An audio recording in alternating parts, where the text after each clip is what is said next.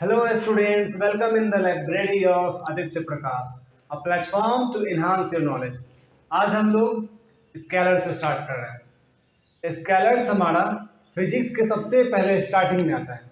जैसे मैथ्स में आप जोड़ घटाव सीखे होंगे बचपन में ही, जो आगे के सारे मैथ्स में यूज होता है। तो ऐड और सब्ट्रैक्ट, मल्टीप्लाई, डिवाइड जो है उससे कुछ रूल्स बताए गए होंगे, जो जिसके अकॉर्डिंग मैथ्स में जब भी कभी एडिशन आएगा, सब्ट्रैक्शन आएगा, उसको आप सेम रूल से फॉलो करके सॉल्व करेंगे। सेम हमारा फिजिक्स के साथ होता है। फिजिक्स में जितने भी फिजिकल क्वांटिटीज हैं सबको दो भाग में डिवाइड किया जाता है, एक स्केलर्स और एक वेक्टर्स।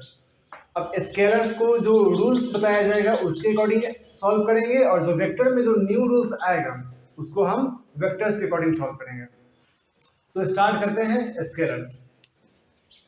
स्केलर क्वांटिटी और scalars are those quantity which has only magnitude, no specified direction.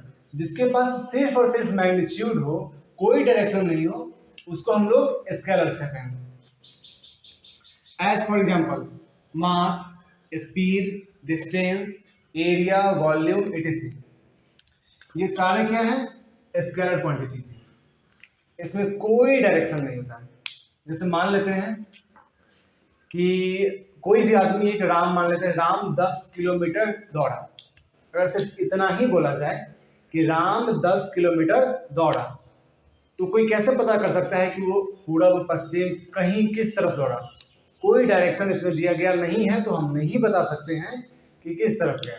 लेकिन अगर हम ये बोले कि राम रैन टुवर्ड्स ईस्ट, अगर राम पूरब की ओर गया, दौड़ा, तो यहाँ पर डायरेक्शन हम स्पेसिफाई कर रहे हैं, बता रहे हैं कि Ram travel a distance of 10 metre towards east. तो जैसे ही टुवर्ड्स ईस्ट डालेंगे वो वेक्टर बन जाएगा, क्योंकि उसमें क्या आ जाएगा? डायरेक्शन। और जैसे ही डायरेक्शन डालेंगे वो डिस्टेंस ना होगी, क्या हो जाएगा? डिस्प्लेसमेंट। अगर उसमें से ईस्ट हटा दें, उसमें सिर्फ बोले Ram travel the distance of 10 metre, तो वो हो जाएगा डिस्टेंस। या फिर मान लेते हैं गाड़ी दौड़ रही है, बोले a car is travelling at a speed of 10 metre per second, तो सिर्फ इतना बोले कि running at a speed of 10 metre per second, तो ये हमारा स्केलर हो जाएगा, क्योंकि बोला जा रहा है कि गाड़ी 10 मीटर पर सेकेंड से दौड़ रही है। लेकिन इसमें किस तरफ दौड़ रही है? हाजीपुर से पटना जा रही है, पटना से दिल्ली जा रही है, बॉम्बे जा रही है, कुछ पता नहीं है। तो इसमें जैसे ही अगर हम डायरेक्शन जोड़ेंगे, अगर बोल दिए कि a car is travelling at a speed of 10 metre per second towards east, या फिर फ्रॉम हाजीपुर टू पटना, तो ये हो जाएगा हमारा वेलोसिटी। और जैसे ही वेलोसिटी आएगा, ये डायरेक्शन के कारण बन जाएगा वेक्टर। अदरवाइज विदाउट डायरेक्शन ये हमारा होगा स्केलर्स। और चूंकि स्केलर में डायरेक्शन नहीं होता है, सिर्फ मैग्नीट्यूड होता है, तो इसका कंपैरिजन भी बहुत आसान है। इसको इजीली कंपेयर किया जा सकता है। जैसे मान लेते हैं मास, एक है 1 kg और एक है हमारा 10 kg।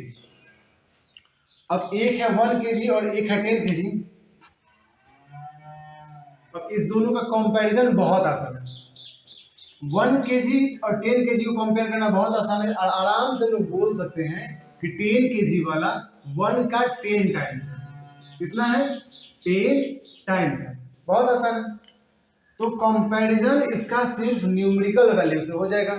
1 है, यहाँ पर 10 है, 10 टाइम्स। अगर 5 आ जाएगा तो 5 टाइम्स हो जाएगा। तो सिर्फ न्यूमेरिकल वैल्यू से स्केलर्स को हम कंपेयर कर सकते हैं। अब चूंकि इसके पास में कोई डायरेक्शन नहीं होता है, नो एनी डायरेक्शन, तो इसका कोई लेना देना नहीं है कोऑर्डिनेट सिस्टम से। जो हमारा एक्स वाई जेड होता है,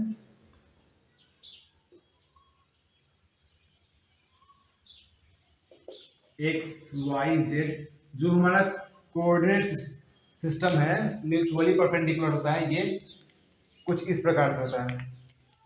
अगर ये x मान ले, ये y मान ले, तो ये जो z है ये ऊपर की तरफ होता है, ये बीच में क्रॉस नहीं है, ये भी परपेंडिकुलर होता है।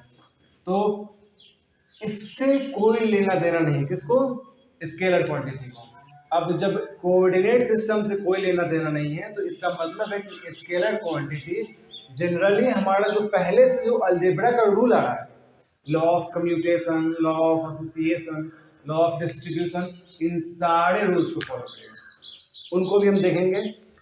उससे पहले आप इसको नोट कीजिए।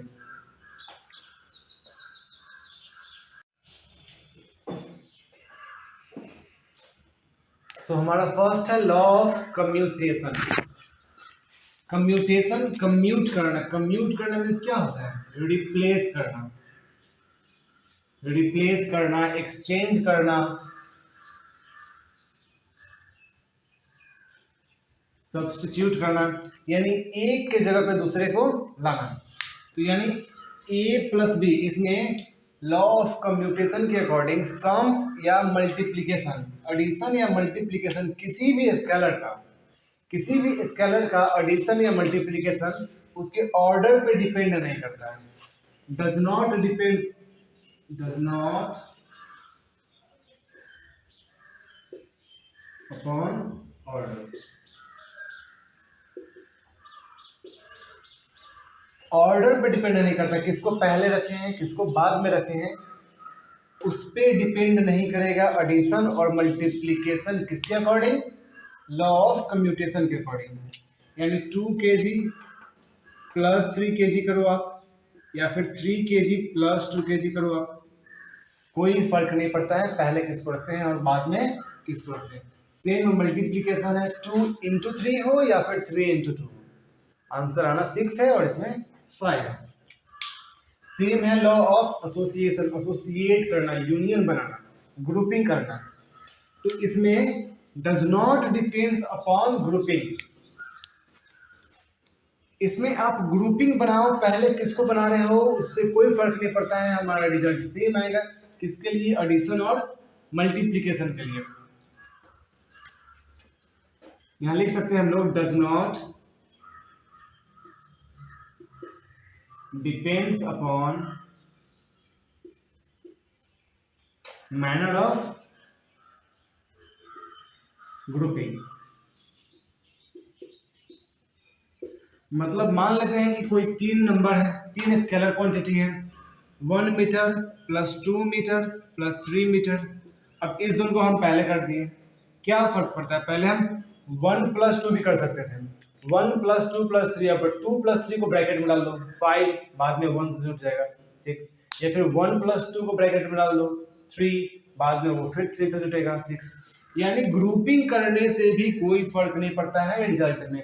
a प्लस बी प्लस सी है, a प्लस बी को पहले आप ग्रुप करो या फिर b प्लस सी को यूनिफाई करो, कोई फर्क नहीं पड़ता है। सेम विद मल्टीप्लिकेशन, यानी ग्रुपिंग से भी रिजल्ट सेम रहता है। किसके लिए है ये? स्केलर्स के लिए। लास्ट एक बच गया हमारा लॉ ऑफ डिस्ट्रीब्यूशन। थर्ड है हमारा लॉ ऑफ डिस्ट्रीब्यूशन। इसके according law of distribution involving the expression involving both addition and multiplication, जिसमें एडिशन भी हो और मल्टीप्लिकेशन भी हो, उसके लिए है। तो उसमें हम क्या कर सकते हैं? डिस्ट्रीब्यूट कर सकते हैं। डिस्ट्रीब्यूट करने से भी कोई फर्क नहीं पड़ता है, किसमें? रिजल्ट में। और किसके रिजल्ट में? स्केलर्स के।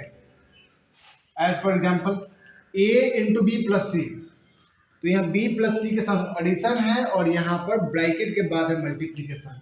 तो हम इच टर्म b और c दोनों में ही मल्टीप्लिकेशन 1 by 1 बांट सकते हैं, डिस्ट्रीब्यूट कर सकते हैं। इससे रिजल्ट में कोई फर्क पड़ने वाला नहीं है। ये है law of distribution for scalars. Vectors के लिए ये सारे रूल नहीं है, ये सारे रूल किसके लिए है? स्केलर्स के लिए। इधर it is law of commutation, association और डिस्ट्रीब्यूशन। अभी से हम लोग जितने भी टॉपिक्स को क्लियर करेंगे, इसका आपको नीचे डिस्क्रिप्शन बॉक्स में पीडीएफ नोट्स मिल जाएगा, आप वहां पे क्लिक करके उसको डाउनलोड कर सकते हैं। That's all for today. Next class से हम लोग वेक्टर को स्टार्ट करेंगे। I hope you learn something today, so please subscribe the channel and hit on the bell icon. Thank you.